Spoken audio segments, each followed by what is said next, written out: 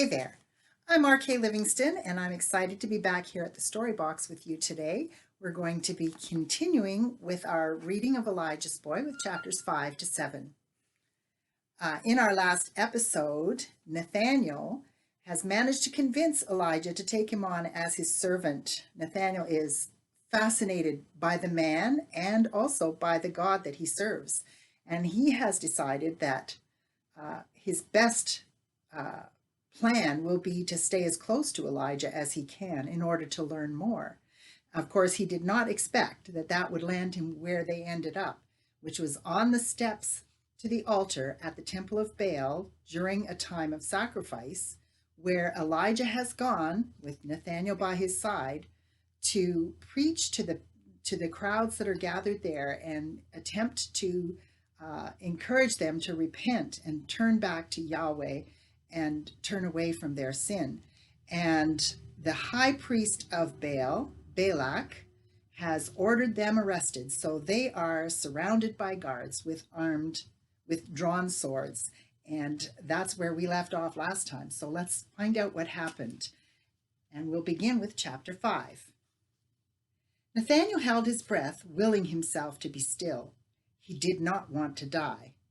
He was still clutching at Elijah's arm as if to pull him to safety, but it was too late. He was startled by a trumpet blast and the clatter of approaching hooves. The guards stiffened and drew themselves up.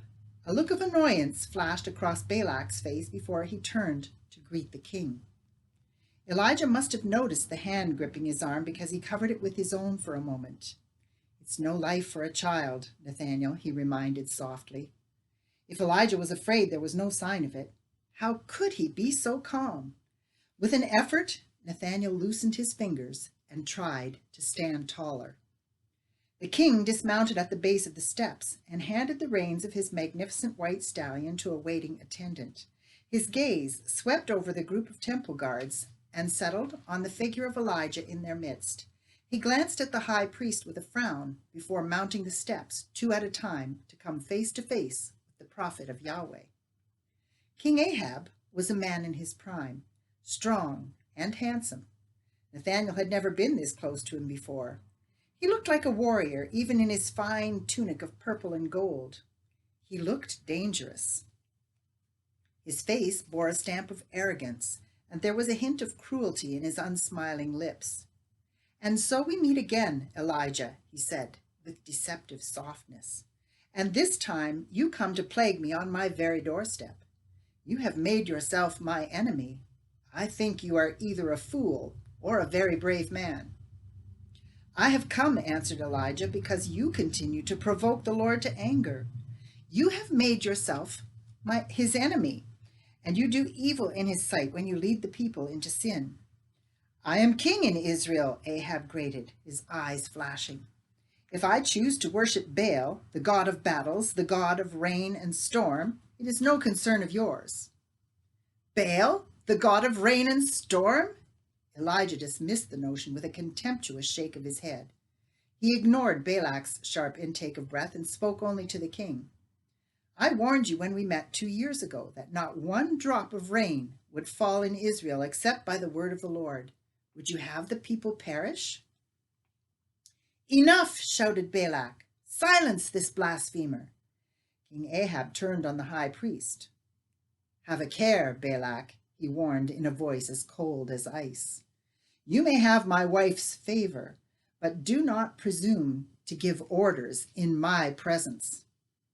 Nathanael almost forgot his own fear as he watched. The two men faced each other, gazes locked in a silent battle of wills. It was Balak who looked away. "Forgive me, my lord," he murmured. "I am merely zealous on behalf of our God. To leave them unpunished would anger him at a time when we need his favor most." The king turned to look again at the two prisoners and seemed to notice Nathanael for the first time. He glanced from the boy to Elijah. "Your son?" he questioned. Elijah did not take his eyes from Ahab as he answered. "He has chosen to serve me as I serve Yahweh. He's here because I bid him come."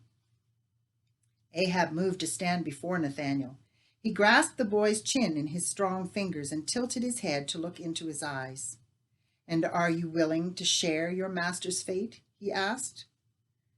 Nathaniel felt a surge of stubborn pride. He would not look away as Balak had. He stared into the hard and calculating gray eyes of the king of Israel and kept silent. His show of defiance might be a mistake, but he couldn't help himself. Ahab released him with a little shove and turned back to Elijah. He has spirit, but he's a fool, he observed. You are well suited to each other. He turned to address the high priest, who was waiting in stony silence. Is it not true that Baal is capable of punishing those who dishonor him? He asked. Of course, Balak answered. But then I have no doubt that Baal will avenge himself without our aid, Ahab cut in. He turned back to the prisoners before Balak could respond. Your fate is in his hands, not mine. You will leave Samaria immediately, and I advise you not to return.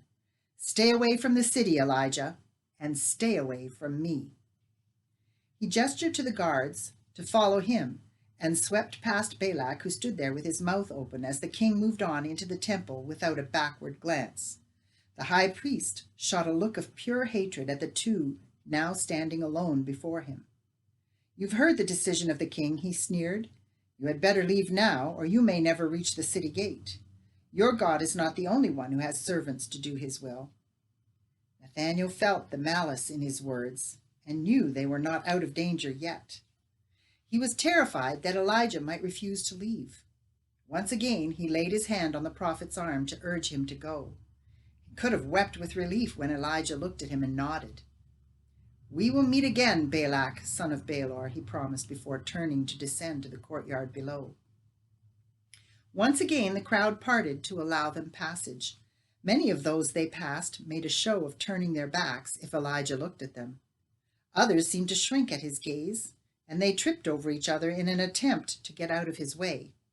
His anger was a palpable thing, and the air around him almost crackled with the force of it.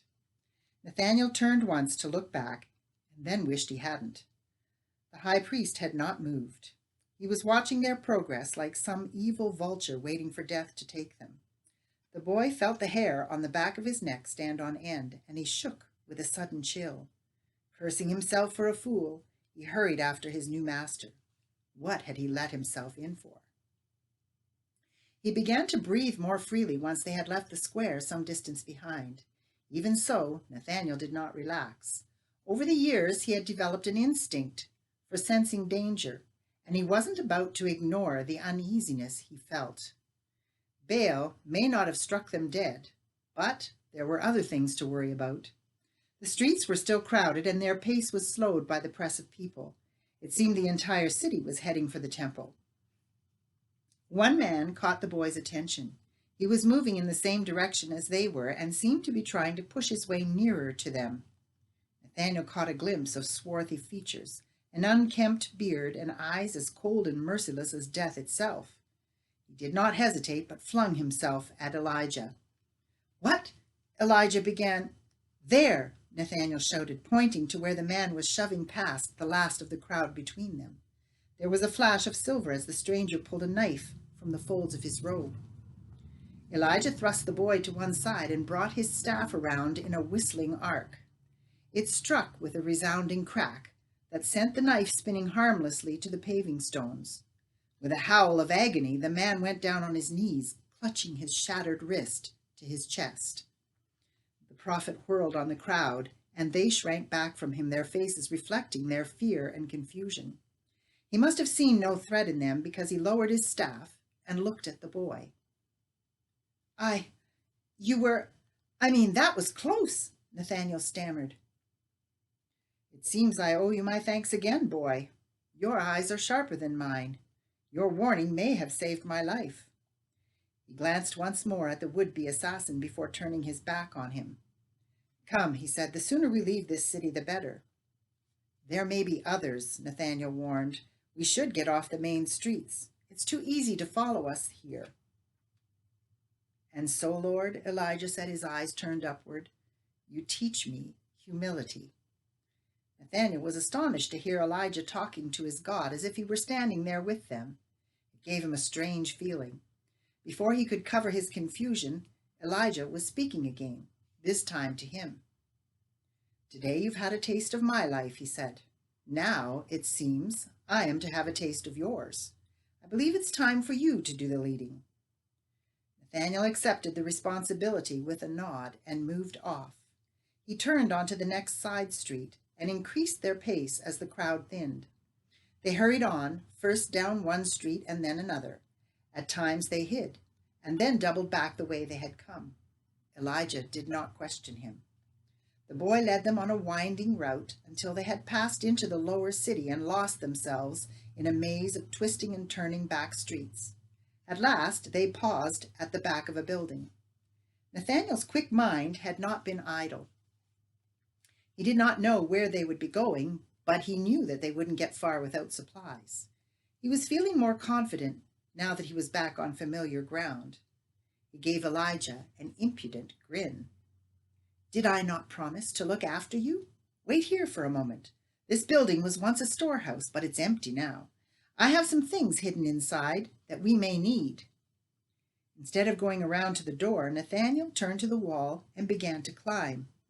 It was pitted and cracked in several places, and he followed the route he had used many times before. Every toe and finger hold had a familiar feel to it. It was an easy climb to the small window near the roof. He looked back at Elijah before he crawled through the opening. The man was shaking his head as he watched, the corner of his mouth twitching. "You have joined us together, Lord," he murmured, "but it is a strange partnership." Fascinated, Nathaniel sat just inside, hoping to hear more. Elijah had fallen silent, though, so he turned back to his task and waited for his eyes to adjust to the dimness. The building had not been in use for some time, but there was still a guard posted at the front door. He was careful to make no noise as he moved among the rows of huge earthenware vessels. He couldn't help smiling to himself. No one had ever discovered his presence here. It was home, in a way. He kept a full water skin and an emergency supply of food wrapped in 2 bundles that were hidden inside one of the vessels near his makeshift bed. He caught at the lip of the jar and swung himself up. Once up, he had to balance himself on the rim with one leg dangling inside. He took up the rope that hung over the back edge of the jar and began to haul upward. In a moment, he had retrieved the water skin and the bundles that were tied to the end of the rope. Back at the window, he checked to make sure that no one was about. When he could see that Elijah still waited there alone, he lowered his belongings to the street below before climbing out himself. It didn't take long till he was back on the ground. Elijah lifted one of the bundles and weighed it in his hand.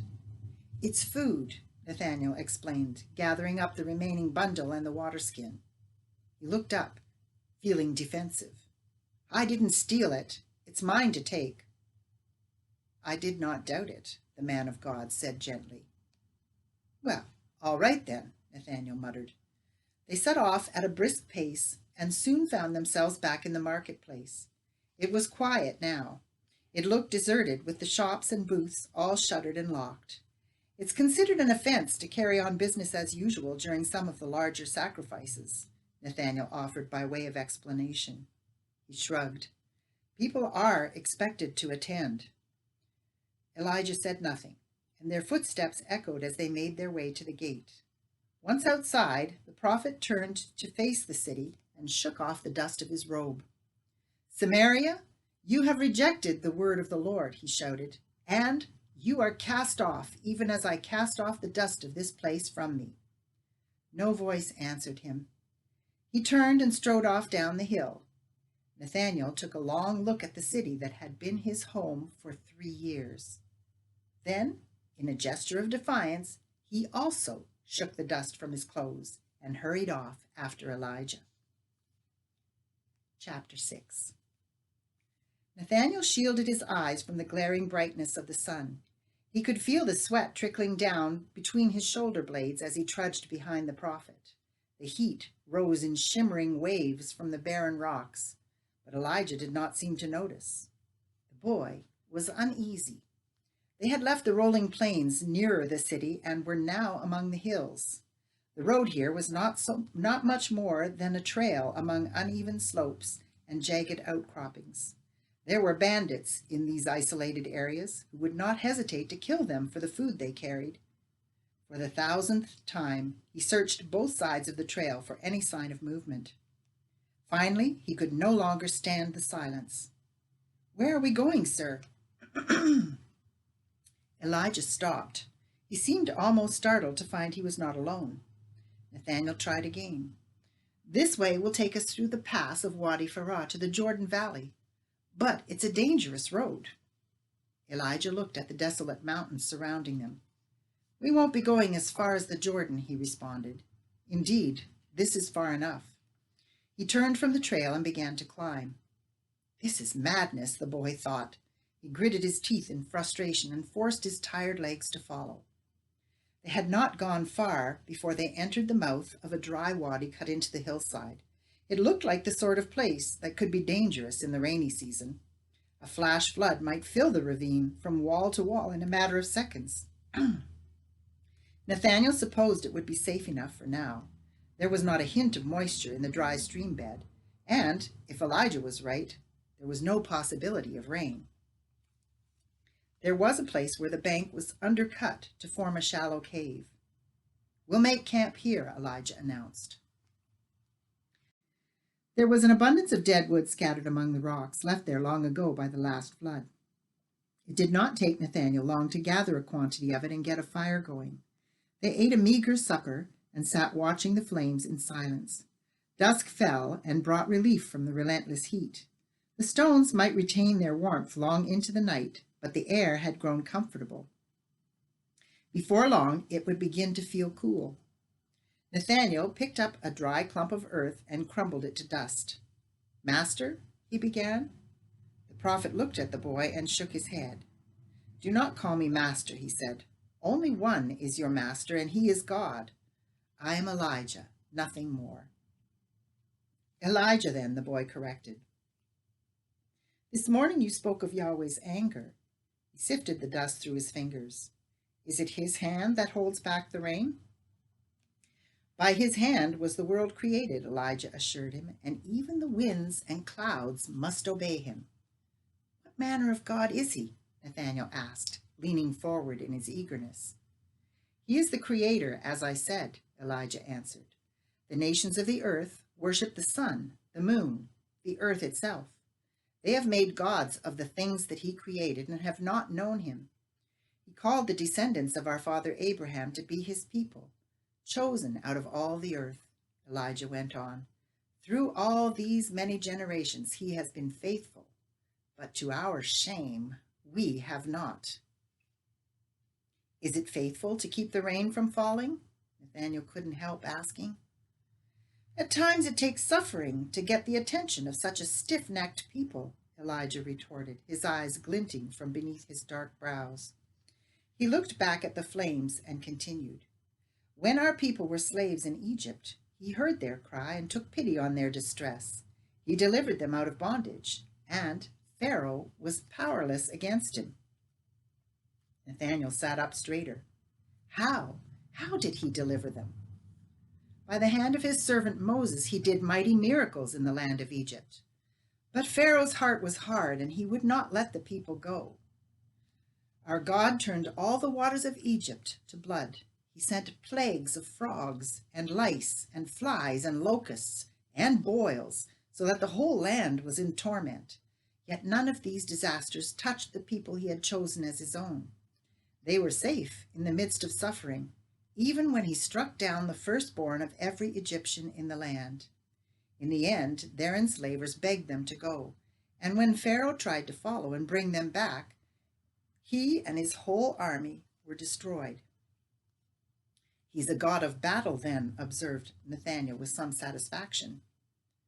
"He is a god of power and might," Elijah agreed, "and he has won battles for his people. But you must remember that the people were slaves, not warriors. They knew nothing of battles when they left Egypt. Pharaoh had them trapped on the shores of the sea. They fought no battle, and yet the army was destroyed." Moses obeyed the word of the Lord and stretched out his staff, and the sea opened up a path before them, so that the people crossed on dry land. Pharaoh's army followed them, but when God's people reached the far shore, Moses again stretched out his staff, and the waters covered the Egyptians so that they perished in the middle of the sea. Elijah fell silent, and Nathanael tried to imagine what it must have been like to walk between walls of water with an army coming behind you. He could almost hear the terrified cries of the Egyptian soldiers as the waters rushed over them. Could such a thing have really happened? He shivered and moved to place more wood on the fire. "We are a stubborn and rebellious people," said Elijah, his voice heavy with anger and regret. "Time and again we have turned away from God and forgotten him." Moses warned the people. They had only to remain faithful to receive his blessings. Instead, they brought curses on themselves. We have learned nothing, nothing at all. Nathanael thought of the drought. Perhaps it would never rain again, and Israel would become a desert wasteland, its people dead or scattered. Elijah?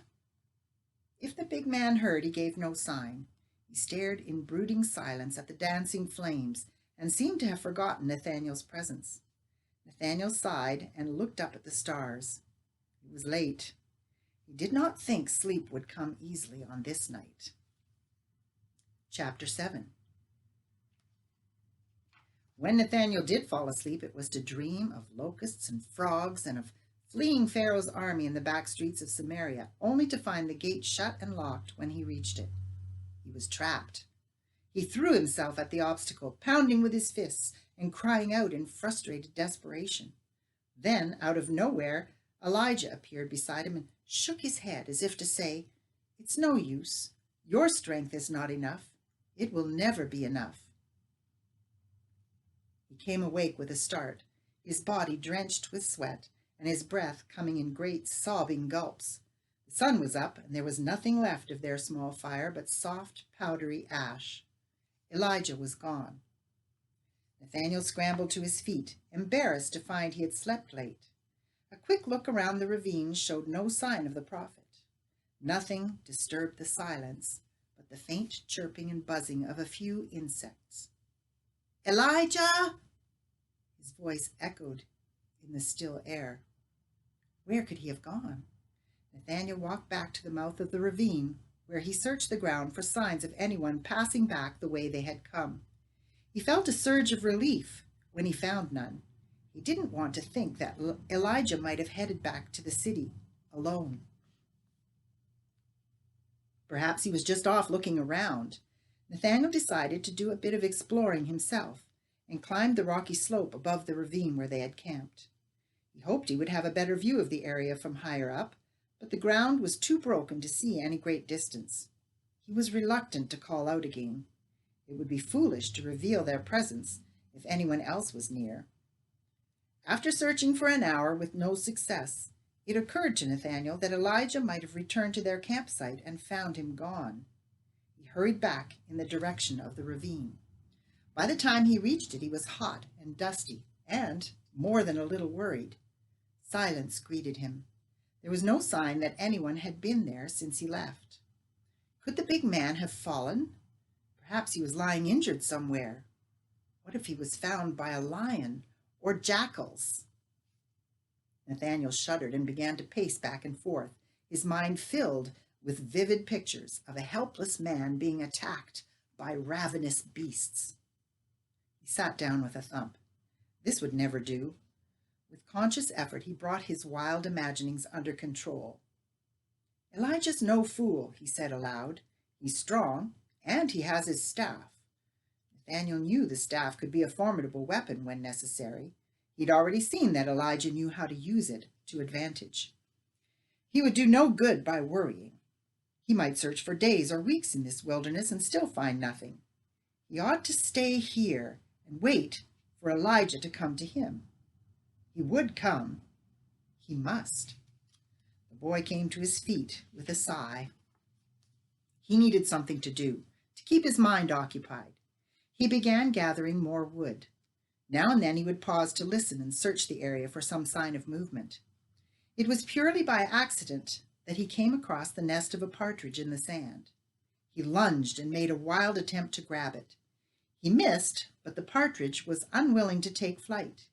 Instead, it darted back and forth among the rocks looking for some escape. The dust rose in clouds to choke him as Nathaniel scrambled after the frantic bird. When it became exhausted at last, he was able to get near enough to kill it with the stick he was carrying. He collapsed on the ground, coughing and gagging on the dust that seemed to fill his nostrils and throat. His chest was heaving as he struggled to catch his breath. He looked at the draggled bird at his feet and grinned. "I'm glad no one saw that," he chuckled. "What a mighty hunter!" Well, at least they would eat meat tonight, he thought with satisfaction. The morning wore on, and still Elijah did not appear. The ravine seemed cut off from the rest of the world. A lonely place. Perhaps the prophet regretted his decision to allow the boy into his life. Perhaps he did not intend to return. No explanation, no word, not even goodbye. The thought brought an unexpected pain to Nathaniel's heart. He kicked at the pile of wood. Why should he care? "I don't need him," he muttered, kicking again at the scattered wood. "I don't need anybody." "All men need God," a familiar deep voice rumbled. Nathaniel whirled to face the prophet. He was standing only a few paces away. The boy had been so intent on his own thoughts that he failed to hear him approach. Elijah was leaning heavily on his staff. His shoulders sagged as with a great weariness. A wave of relief washed over Nathaniel, leaving him feeling almost lightheaded. "You're back," he shouted. "Are you all right? What happened to you? Where did you go? I thought, well, never mind, but you might have at least wakened me." Try as he might, he could not keep the tone of accusation out of his voice. Elijah held out his hand in a gesture of appeal. His face wore a look of consternation. "It's always been my custom to go out into the empty places to walk and talk with God. It's a need more pressing than hunger." Nathaniel remembered how Elijah had spoken to his God in the street back in Samaria. Did the Lord go with him wherever he went? "It didn't occur to me that you might be anxious," Elijah said. "I've lived alone too long. Forgive me." Nathaniel gaped. He felt all the anger and frustration drain out of him like water from a cracked jug. No one had ever asked him for forgiveness before. He broke out in a crooked grin. "I suppose it was foolish to worry. Anyone would think I was your mother." There was the faintest flicker of an answering smile on the prophet's face as he sat down in the shadow of the rock wall and closed his eyes. "He looks tired," thought Nathaniel. "It's as though he's grown older in just a few hours." He studied the new lines around Elijah's nose and mouth. Perhaps a good meal would cheer him up. He set about lighting a small fire and preparing the partridge to roast on sharpened sticks over the flames. He was about to set them in place when a low moan made him drop what he was doing. Elijah had his head in his hands. He looked to be in such terrible anguish that Nathaniel cried out in alarm. "What is it? You're in pain." He was horrified to see tears in the big man's eyes when he looked up. "It's a pain of the soul, Nathaniel. We've left a city shrouded in darkness, its people like sheep without a shepherd. I grieve for them." "But last night I thought you were angry," cried Nathaniel, confused. "Well, angry at their stubbornness, their foolish pride," said Elijah with a return to something like his usual fiery intensity. "You wish to know God, it's a beginning. You must not make the mistake of thinking that he doesn't love his people. His anger burns against the sin that is destroying them. But his love and compassion are never ending, Nathaniel, and he grieves." Who could understand such a God? Anger was at least something he was familiar with. It seemed to make sense that God would punish those who anger him. Was he wrong to think so? He had never dreamed of a God who might love people enough to grieve over them. It was a strange idea. He shook his head and looked at the prophet. Elijah was just as hard to understand as his God. Are you like him then? The boy wanted to know. Elijah gazed into the distance before turning back to answer. Perhaps I have grown a little like him, he said, but I'm only a man and far from perfect. Even so, there are times when I feel his heart just as surely as I hear his voice. It is no comfortable thing to be a prophet. I grieve because he grieves.